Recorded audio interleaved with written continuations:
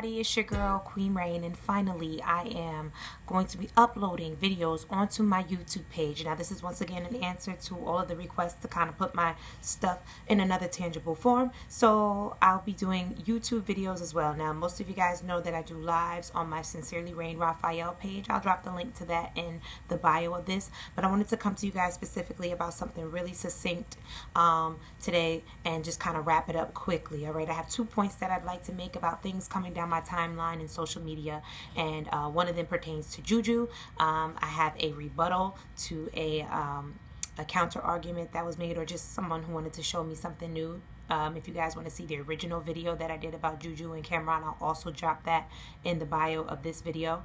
And then the second thing I wanted to talk about is there is an article rotating right now in reflection of Jay-Z and his interview with I believe it was the Time magazine editor, but there's this dope interview that Jay-Z did, and he was very vulnerable and mature in the video, and there is an article going around about you know, women being a cocoon for men, only to turn around and not, you know, reap the benefits of rebirthing men out into this world as more mature beings when they come to us damaged. So those are the 2 things I want to talk about today.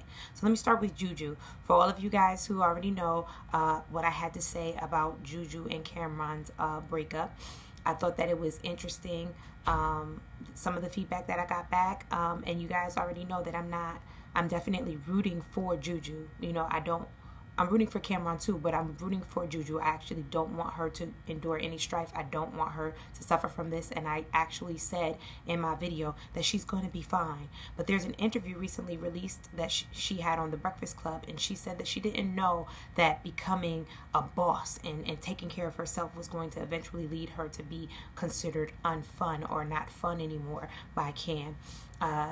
And so she, you know, she went out and bossed up and did what she wanted to do, and she became who she was, and she just is a different person now.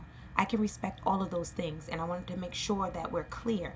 I have no problem with women queening up, bossing up, getting their money, doing what they have to do. I have no problem with JuJu becoming a brand new person.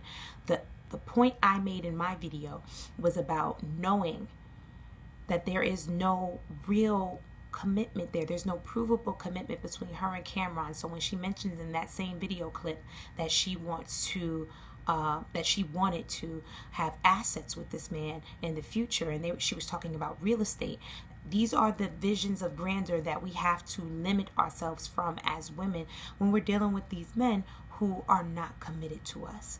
That's the only point that I was making. But to credit my JuJu and what she did, I want to take notes from her as well. The note that I'm going to take from JuJu is that there's nothing wrong with letting love inspire you to be a better person. She said because of her love for Cameron, she bossed up, she went and became a better person because she wanted to bring something to the table. I think that's something we all can take from JuJu, and I personally am taking it from her as well. Take the love that you have, even the failed loves, let that inspire you, motivate you, and get you to become a doper individual and to bring more to the table. Nothing wrong with any of that there. So I wish JuJu the best, and I'm sure most of you do too. She's a brown girl, and I want to see her succeed. But I also want us as brown people to reason with what's really going on so that we can have our heads on straight. Which brings me to the second point that I'd like to make, which is about this article about cocooning men, and how black women are, or brown women in general of brown culture, are short-ended because we take our time out to incubate these men and their issues and their qualms, and then we turn them into more beautiful beings, and only for them to go off into the world and never replenish us. And while I understand the sentiments behind it, right? I get that. I understand that. But it strikes me more or less like people crying over the dirty kitchen and nobody wants to clean it. And I just want to bring a point to mind. If you are a woman who can incubate a man who has not had the opportunity to heal or to be brought up into a world of comfort or support, or have his father or father figures to create his masculinity in a more secure way. If you are blessed enough to have the credentials possible to be able to do that, then don't do that and then expect something from him. Expect something from God, because you are doing a God's work. So there's nothing to be angry about. There's nothing to be resentful about. God is going to bless you. You are doing God's work. You're not doing it to get him per se. If we can simply just shift our perspective on what the outcome should be, then we can do this, because our community does need male incubation. It does need women to encompass men and have patience with men, and to find a way to communicate with them and to pour into them. If you can, if you have it. If you don't, I'm not taking anything away from you. I just don't want you to become the women who shun other women who are capable of doing this godly work in our community, because the bigger picture is not about you walking away with that man. It's about that man walking away into our community and becoming a better person. And because you contributed to the community, you should be able to leave with your chin held high, knowing that God is going to bless you for what you've done. And again, it goes back to allowing your love to inspire you to become a better person, whether it was detrimental, meaning it didn't work out, or whether it worked out to your benefit and you guys walked the aisle, got married, had beautiful kids, made a lot of money. It doesn't matter which way it goes.